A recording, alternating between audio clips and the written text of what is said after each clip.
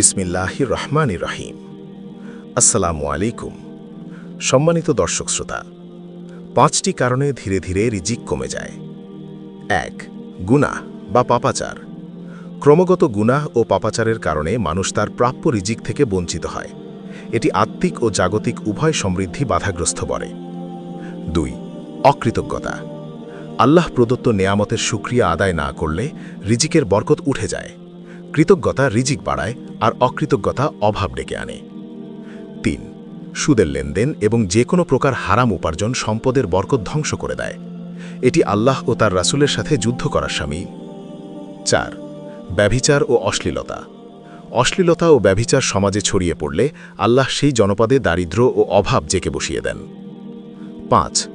আত্মীয়তার বন্ধন ছিন্ন করা। আত্মীয় স্বজনের সাথে সম্পর্ক খারাপ করা বা ছিন্ন করা রিজিকে সংকীর্ণতা আসার অন্যতম কারণ। আত্মীয়তার সুসম্পর্ক বজায় রাখলে রিজিক বৃদ্ধি পায়। রিজিকের বরকত পেতে এই গুনাহগুলো বর্জন করে আল্লাহ পথে চলা একান্ত জরুরি।